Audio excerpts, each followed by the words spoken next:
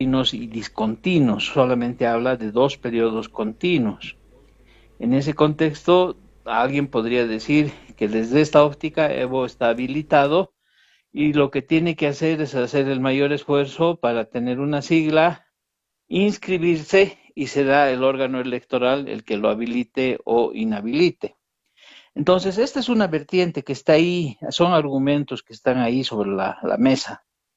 Luego viene el otro argumento que señala que hay una opinión consultiva de la Corte Interamericana de Derechos Humanos que señala que Evo Morales no tiene el derecho humano a la reelección indefinida, que eso no existe en la Convención Americana, que es parte del ordenamiento jurídico boliviano. Entonces, esta Corte ha fallado indicando que no hay posibilidad de repostularse de manera indefinida. A eso se ha sumado una sentencia constitucional, la 1010 de 2024, que no de manera directa, sí de manera indirecta, señala que no hay repostulación continua o discontinua. Y en ese contexto debería Evo Morales ser inhabilitado. Entonces, hay un procedimiento que va a venir, es el de las inscripciones hasta el mes de mayo, y una vez que estén inscritos los candidatos, el único que puede pronunciarse de manera definitiva es el órgano electoral a través de su sala plena con los vocales, y ese rato anunciarán si Evo Morales está habilitado o no. Entonces nosotros que hemos estado en la lucha del 21F, que hemos apoyado la opinión consultiva, que nos sentimos reconocidas en ella y que reconocemos que hay una sentencia, la 1010, nos inclinamos a que Evo Morales no sea habilitado porque además de la interpretación jurídica, él tiene deudas pendientes con la democracia. No se puede violar pues un referéndum constitucional como si no hubiera pasado absolutamente nada. No se puede violar un proceso electoral del 2019 mediante el fraude y convulsionar al país como si no hubiera pasado absolutamente nada. Entonces, Evo Morales todavía tiene cuentas pendientes. Habrá que ver en su momento adecuado el juicio de responsabilidades y otros sobre sus espaldas, que deberán activarse los mecanismos de justicia cuando la justicia verdaderamente sea transparente y no esté bajo el influjo de la política, pero desde nuestro punto de vista moralmente está inhabilitado. Ahora, otra cosa es lo que vaya a suceder en el terreno técnico. Te he hecho un resumen de ambas posiciones, nuestro punto de vista, y veremos qué es lo que pasa todavía hasta el 19 de mayo aproximadamente. Ahora, ¿qué análisis haces, mi estimado Manuel? Es decir, también está por ahí Andrónico. ¿Irá Andrónico? Es decir, el plan A es Evo Morales, plan B Andrónico, esto en la parte del ala evista. No, no, ya no tienen plan B. Aquí es Evo Morales, se la juega el todo por el todo. Andrónico va a intentar postularse con el tercer sistema de Félix Pazzi, pero va a sufrir el acoso, la agresión de la fracción de Evo Morales, porque están dividiendo su voto. Luis Arce lleva las de perder, incluso de repente no saca ni el 3% y muere la sigla del MAS y PSP en este proceso electoral. Y Choquehuanca, que ha estado jugando con Eva Copa para tramitar la sigla Morena, y que por ahí tiene su gente y van a buscar alguna otra candidatura. Entonces, no hay plan B dentro del MAS, están profundamente divididos, enemistados, pero además es una organización que tiene que morir políticamente en el terreno electoral. No digo que tiene que morir en la maniobra, en la inhabilitación ilegal, ¿no ve? Vulnerando las normas, o en la proscripción política. Eso no está bien, eso no debe darse. El MAS tiene que morir en las urnas, tiene que morir dividido, fragmentado, y si la población verdaderamente cree en la democracia y espera que el país resuelva sus graves problemas, por supuesto que no tendrá que votar por ninguna de las fracciones de Evo Morales y elegir entre otras alternativas donde yo estoy construyendo una de ellas, por ejemplo. Pero ese es otro tema, ¿no ve? Sí, que lo tocamos enseguida nada más. Bueno, así está el panorama. político se va pintando, precandidatos, y ahí ingresamos a lo suyo, mi estimado Manuel. ¿Usted se postulará? ¿Va a ser Sí, candidato? así es, no lo dudes. ¿Y por qué me vas a preguntar? No, ¿Cuál es la razón? es del bloque de unidad, va a ir No, solo, hay sigla, ¿cómo? A ver, coméntenos un poco. sí. Lo que pasa es que, bueno, ya hemos analizado al MAS. Al frente del MAS han empezado a salir una serie de precandidatos que se abrogan ser representantes únicos del bloque de unidad y de la oposición. Ya saben que se han juntado cuatro figuras políticas, han hecho un compromiso y lo han cerrado ahí. O sea, ellos dicen, nosotros somos la unidad, somos la oposición, y los hemos empezado a escuchar qué es lo que plantean, pero hay un común denominador junto a otros precandidatos que todos ellos quieren volver al pasado, es decir, hablan de privatizar las empresas estatales, hablan de aplicar una política de shock, de mano dura, y la gente que nos está escuchando sabe que eso termina con medidas económicas que van contra la población.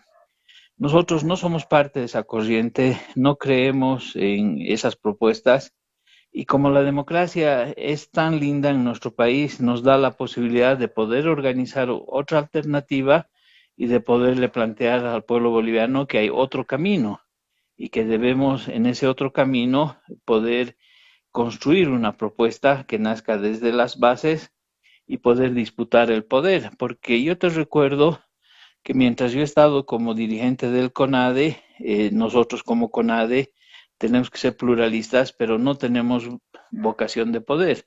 El CONADE no es una organización que ve al gobierno o ve al poder como un fin al cual llegar. La CONADE siempre ha defendido los derechos humanos y la democracia. Por eso he pedido licencia al CONADE para ya no estar amarrado solamente a la defensa de la democracia y los derechos humanos, sino poder construir esta alternativa, disputar el tema de las elecciones con una propuesta que para nosotros van a ser y que se va a hacer proyecto político para los próximos 20, 30 años. Tenemos todo el derecho de hacerlo, la Constitución nos garantiza este derecho y estamos empezando a caminar y en ese caminar van a empezar a escuchar ustedes qué planteamos, cómo nos vamos organizando y si la gente se identifica con nosotros, votará pues por nosotros y si no se identifica con nosotros, no lo hará dentro de los derechos que cada persona tiene. Y eso, dispersar el voto, ¿no es hacerle un favor al MAS? Esa es tu pregunta más importante tal vez que hay que responder. ¿Cuál voto unificado? ¿No? Primera pregunta. Si tú analizas, el MAS se está dividiendo en cuatro, ¿no? Y por el otro lado, te lo estoy además explicando cuáles son las cuatro fracciones del MAS. Y por el otro lado, aparte del bloque de unidad con Tuto, Samuel, ahí adentro Camacho, Mesa, se han sumado Amparo Vallivian, Vicente Cuellar, Carlos Bert. Aparte de ellos, tienes a otros candidatos más. Te puedo mencionar por lo menos a unos 10 más.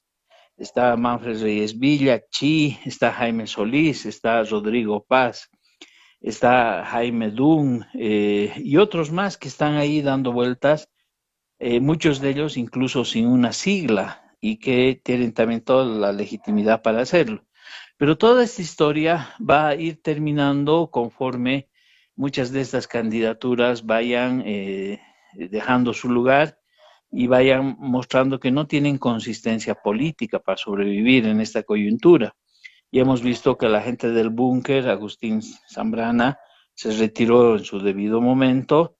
Estamos viendo que Chi no va a poder candidatear, tiene 3 pasaportes, uno de nacionalidad boliviana, otro de nacionalidad de Corea del Sur y tiene un tercer pasaporte como ciudadano norteamericano, es decir, Chi va a estar inviable como candidato en las próximas semanas. Entonces, todavía estamos hablando de un proceso electoral con unos 16 candidatos y cuando lleguemos a mayo seguramente se va a ir reduciendo a unos 10 o un poco menos. Y por supuesto que yo te puedo responder que no estamos dispersando ningún voto porque no hay ningún voto unificado, ni siquiera el de la oposición frente al MAS y ni siquiera el MAS tiene un voto unificado. Entonces ha cambiado la coyuntura. No es la coyuntura que habíamos estado viendo hace unos meses atrás, donde exigíamos la unidad de la oposición para derrotar a un MAS fuerte. El MAS está dividido y las candidaturas opositoras son dispersas, representan al pasado y por lo tanto la candidatura nuestra no busca dividir, más bien concentrar, unificar a los sectores populares y a las clases medias. Y Manuel Morales, ¿por qué sigla irá? Estamos en conversación de las 14 siglas. Hay unas 7 que ya tienen candidatos y hay otra cantidad igual casi de siglas que no tienen candidatura. Ustedes han visto el día de ayer, seguramente con mucha sorpresa, que el Frente para la Victoria le está dando su sigla a Evo Morales. Entonces todavía hay unas siglas que están ahí con las cuales se están negociando o conversando, mejor dicho. No hay negociación, sino conversación. Y yo creo que en un par de semanas ya podremos también oficializar si es que hemos logrado algún acuerdo o por el contrario no se ha llegado a ningún acuerdo y veremos cómo continuamos con la vida ya en el ámbito político. Bueno, para ser candidato presidencial, bueno, uno de los factores es la sigla, la estructura, pero también la plata, es decir, cómo Así es. financiamos la campaña, logística, ¿cómo Sí, lo está viendo ese tema, perfecto. Manuel? Sí, en la plata hay que agregar otro factor, ¿no? Es plata y capital, ¿no? La plata es money, es dinero, que se empieza con campañas de recolección, la gente empieza a militar, a cotizar y luego también hay adhesiones.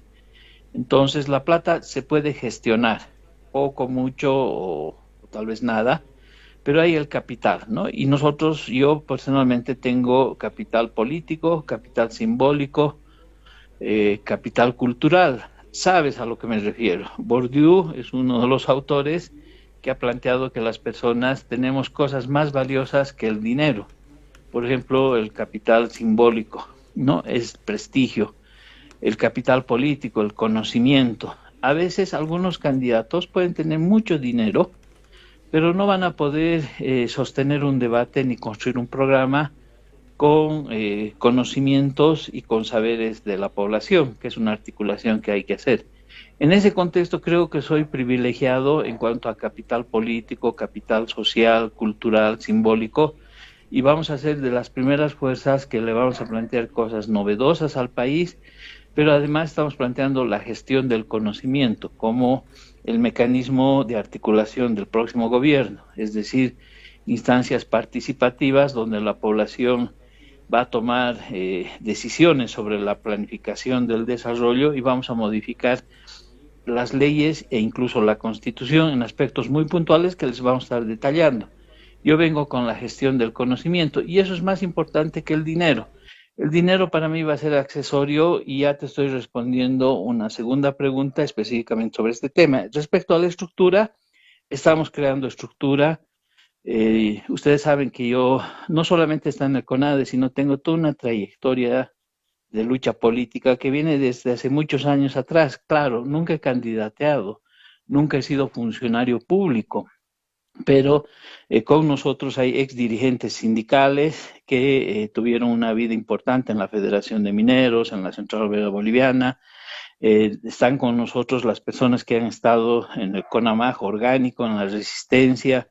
Tenemos gente que ha estado en los yungas, tenemos gente en las provincias y tenemos además una red de intelectuales muy grandes en la defensa del medio ambiente, los derechos humanos. Entonces ya van a ver cuando empecemos a plantearles nuestras propuestas de qué estamos hablando y nosotros aspiramos a ser ese candidato divergente, ese candidato disruptivo, ese candidato que prometa lo nuevo. Y finalizo con esto. Tengo las manos limpias. No soy un candidato que ha robado al Estado, no tengo ningún juicio ni cola de paja, mientras que el resto de los candidatos sí los tiene. Entonces también tenemos esa ventaja a nuestro favor. Ujú. Pero en muchas ocasiones la ciudadanía que vota, va a las urnas, no necesariamente se fija en esos aspectos, ¿no?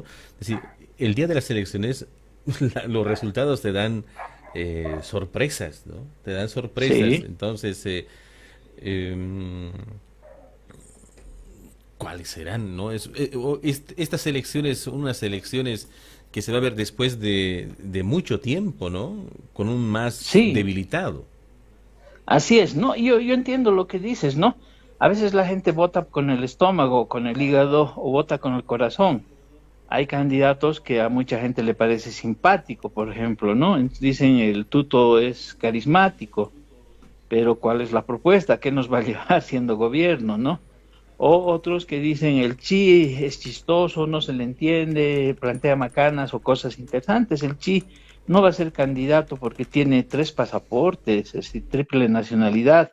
No puede ser comandante en jefe de las Fuerzas Armadas porque el requisito es ser boliviano de nacimiento. Bueno, veremos pues qué es lo que pasa. Alguna gente también votará por mí, no solo por lo que digo, sino por lo que represento. Acuérdate que yo soy un hombre público que he estado desde las movilizaciones del 2016 y tengo un plus adicional. Hemos dirigido nosotros las movilizaciones del 2019. El CONADE ha sido la cabeza política de las reivindicaciones del 2019 y tengo a mi favor también haber logrado, tal vez somos la única fuerza que ha logrado derrotar a Evo Morales en las calles con las movilizaciones del 2019 hasta su huida a México. Claro que no teníamos vocación de poder en esa época y otra gente vino y hizo gobierno a Yanine Áñez y hasta el desastre, ¿no? Pero ahora yo anuncio al país a través de esta emisora que nosotros sí tenemos vocación de poder. El 2019 no lo teníamos.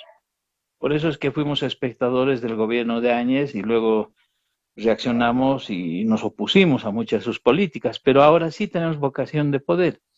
Ahora será la gente pues la que vote, como tú dices. Veremos qué es lo que pasa, pero creo que va a ser una elección interesante la que vamos a vivir.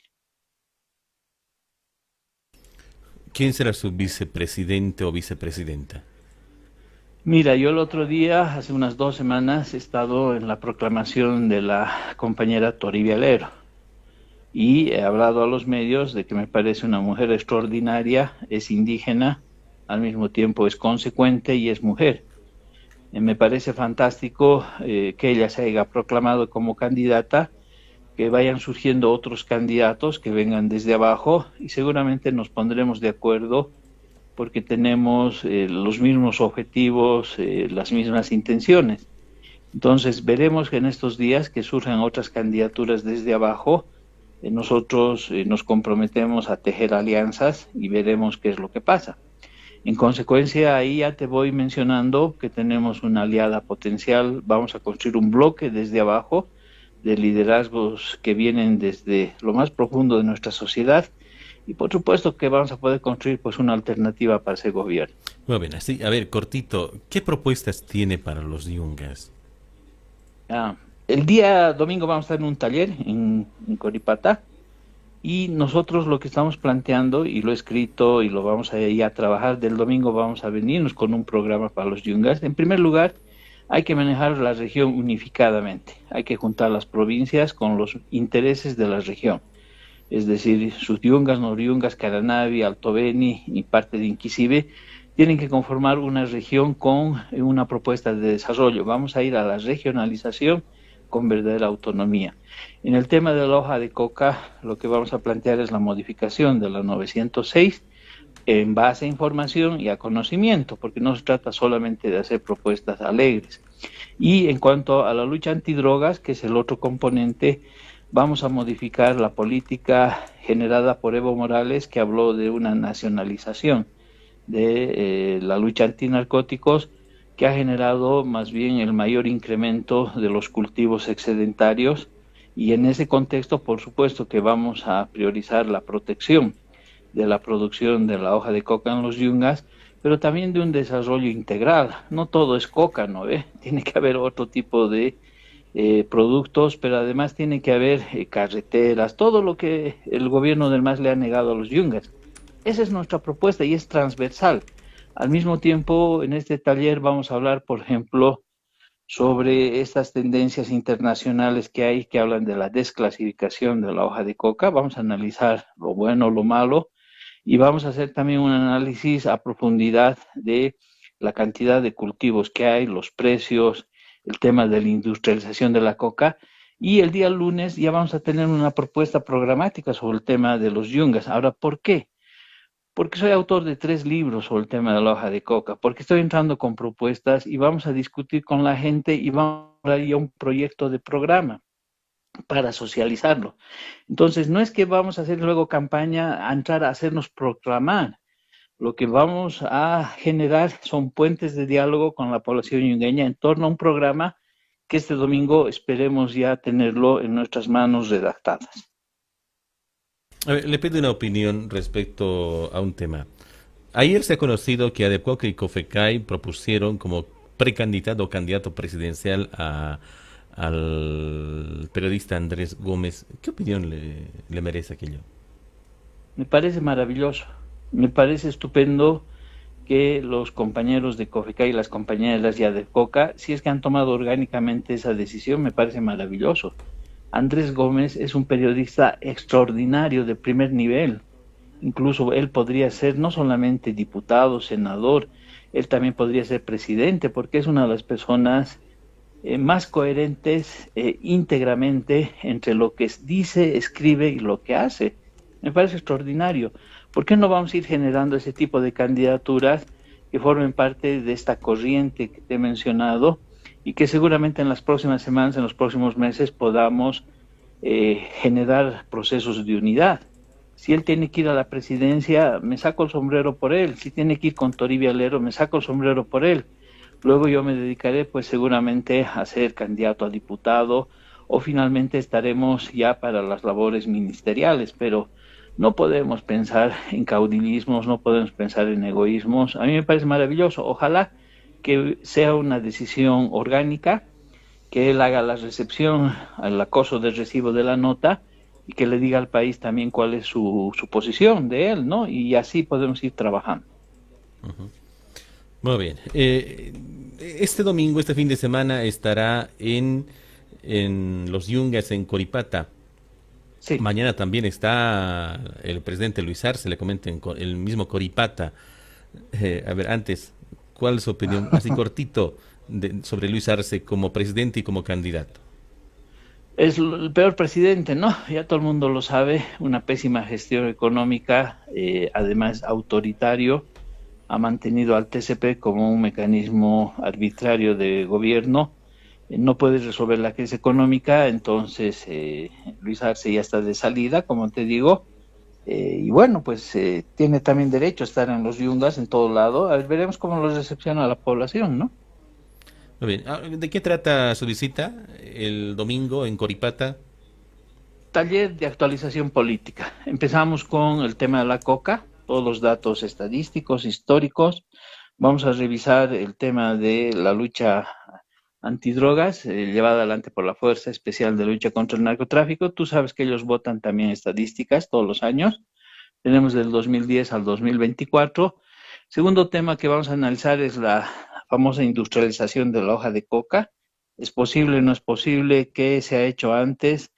¿Qué esperamos de la industrialización? Hay que analizar algunos aspectos que tienen que ver con patentes, con producción farmacéutica. El otro tema vamos a analizar qué es la famosa desclasificación. ¿Conviene o no conviene? ¿Quiénes lo están postulando? ¿Qué consecuencias tendría la desclasificación si es que se diera con los productores yungueños? Luego vamos a entrar al análisis de la coyuntura y finalmente vamos a elaborar esta propuesta programática para ya después socializarla y no estar construyendo cada vez desde cero, ¿no? Es decir, basta ya de hacer diagnósticos, basta de hacer talleres donde se habla mucho y no se saca nada escrito. Nosotros vamos a retornar de Coripata con una propuesta ya programática para el tema de la coca, que la vamos a lanzar a nivel nacional como parte de la campaña por la disputa de la presidencia. Muy bien. Mi estimado Manuel, muchas gracias por conversar con nosotros. El agradecido soy yo, más bien gracias por darme tanto tiempo y haber hablado de tantos temas. Bueno, agradecido mil veces y que tengas pues un muy bonito día y feliz fin de semana. Muy bien, muchas gracias. Era Manuel